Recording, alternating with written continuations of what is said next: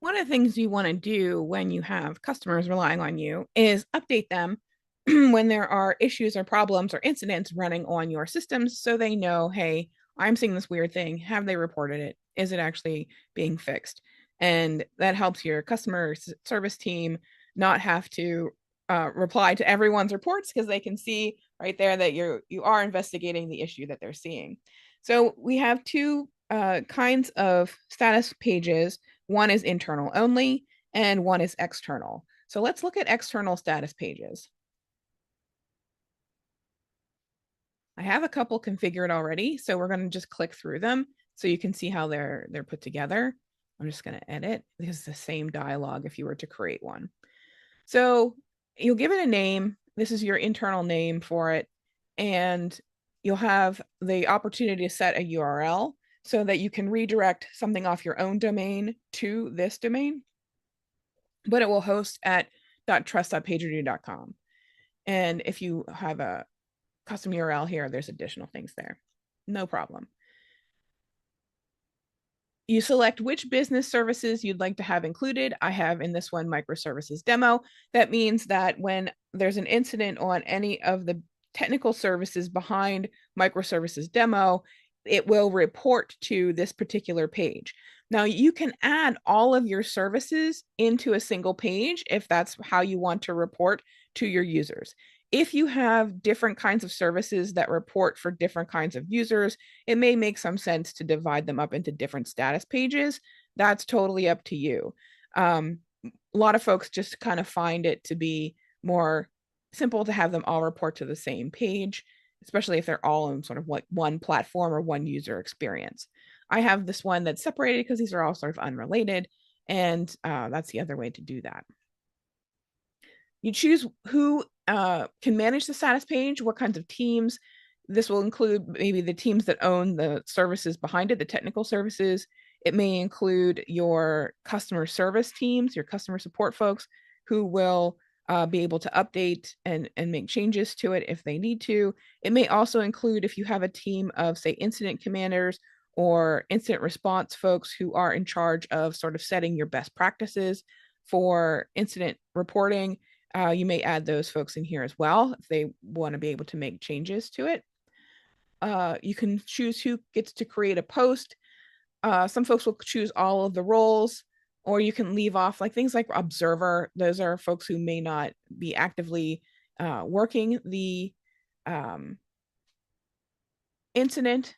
That's up to you, right? Global admins, managers, responders, observers. And you can also select teams that can post to the status page. You want to get this stuff all set up in advance. Talk to your teams about how this is all going to work so that there's no question about it. In addition to the team that actually owns the services, you probably, again, want your incident responders and your customer support teams or those kinds of folks who will be involved, especially in major incidents that will report to an external status page so that folks know that's going on. There's another step here. Automated incident posts. This is another decision to make with your teams, whether or not you want all incidents reported to the status page.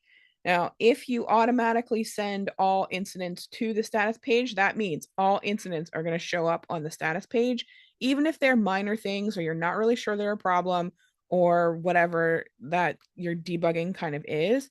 So you may want to turn this off so that a status has to be reported manually to the external status page by one of the teams that are authorized to do that.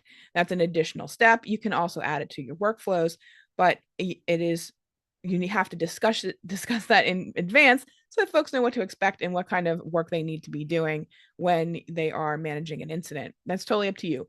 We're first going to look at it through the automated process, and then we'll look at it with the manual process. You can also set them up to be require approval. I'm not going to do that here because it's just me on this account. Next, you can customize this with your own branding, right? So logos, fave icons, set the colors, buttons, all that kind of stuff, so that it personalizes it to your company's branding and makes sense with the rest of your site. So we're going to save that. And then I'm going to go ahead and create an incident on this thing. And this one is, this is a microservices demo right here. Okay, so let's go to the front end.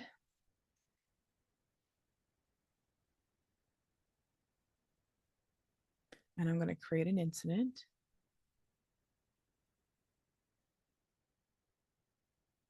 And we're going to say users report slow pages on front end.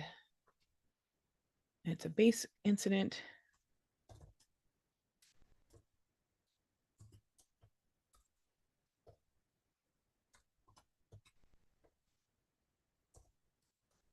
And I'm going to put this in as if like I'm a customer support engineer and like I'm seeing problems and people are reporting in. And I'm going to say this is high urgency. Right now I'm going to flag it as a P2 because it doesn't look like it's down, but there are definitely issues. We're going to create that incident there.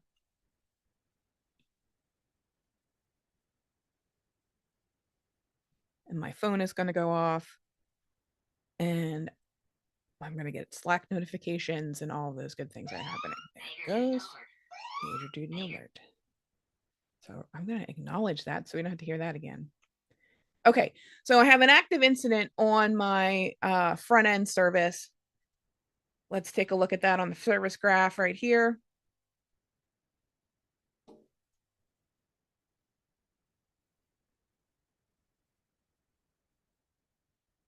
There it goes.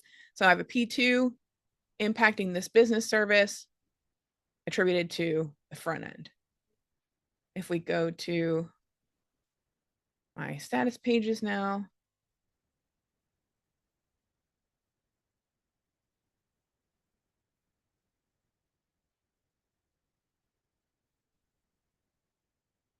there it goes. Okay, public page for test has one active incident on it. Let's go to that page and see what that looks like.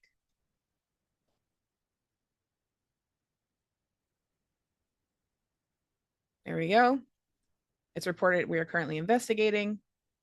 And I can subscribe as an external user. I can subscribe to this, right? So I can subscribe to updates to this particular outage or incident with an email address.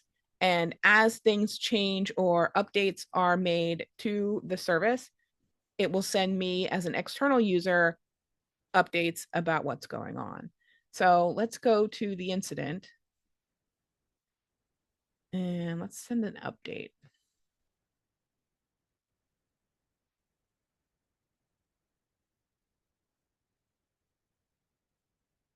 If there are additional business services that are implicated here, we could add those. If we need to manage other subscribers, and this incident appears on the status dashboard, we're going to send a new update.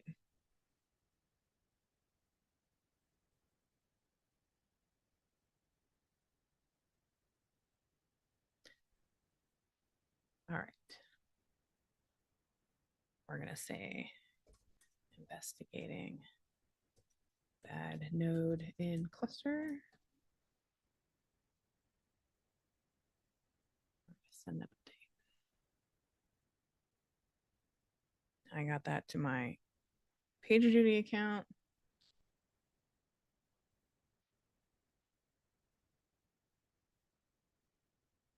Okay.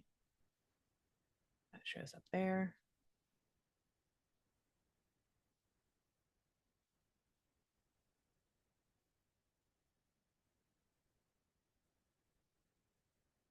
Let's take a look at this. It says being investigated. Okay, so what that then did is send a bunch of internal updates. So let's go back to my pages here. I go to external status page.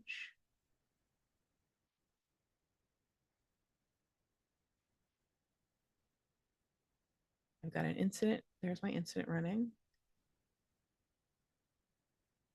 Okay.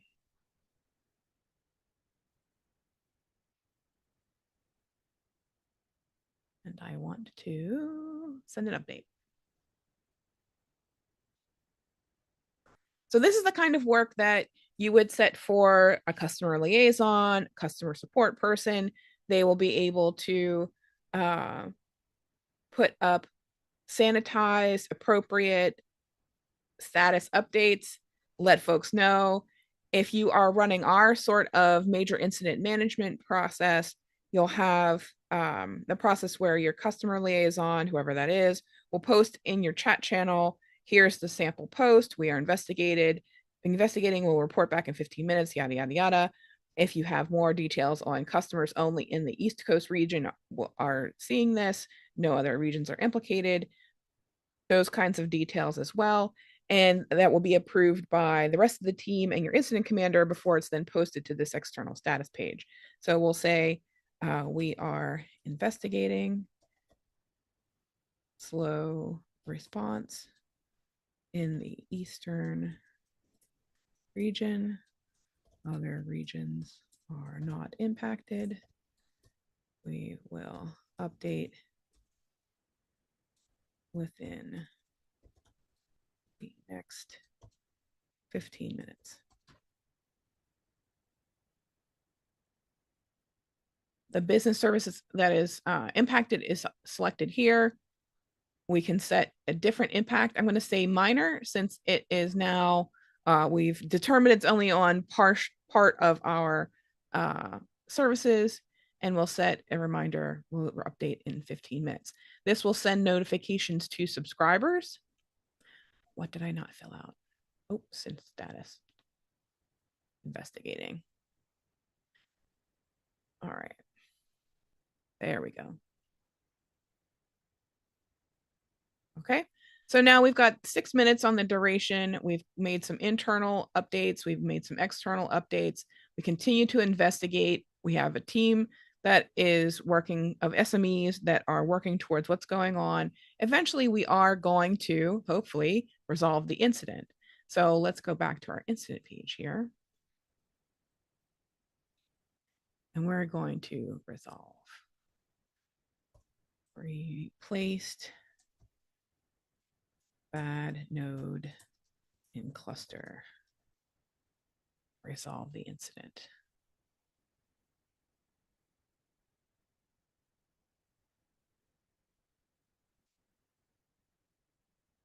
Okay, there we go, resolved.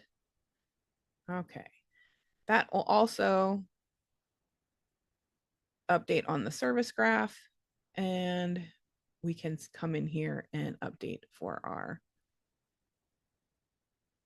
oh, that's not what I wanted.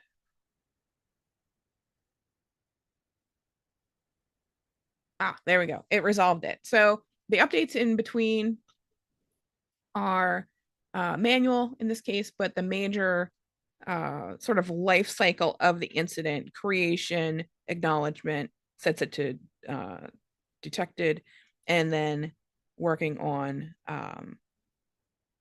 the resolution resolves it here on the page as well. So as our external folks get to see these, let's go to that page. Do I have it open? I do have it open. Okay. And everything is good there.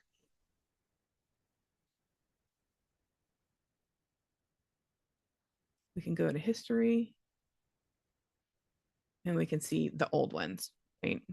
So we'll see the duration and anything else that we chose to put into the updates. So if you do have a long running incident, you'll do periodic updates. Best practices are usually to start out with 15 minutes and then go to 30 minutes. And if it's something that's really long running or you're waiting on a vendor or something like that, to go to longer updates. But you want to make sure people are kept in the loop for what you're doing with your incident. So that is the basics of external status pages, how to put those together, and how to use them.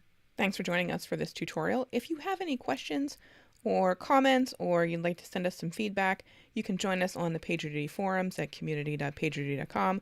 We would love to hear from you. If you like this part of our product and have good experience with it, give us a shout. If you have any other questions or comments, please let us know. In the meantime, we'll wish you an uneventful day.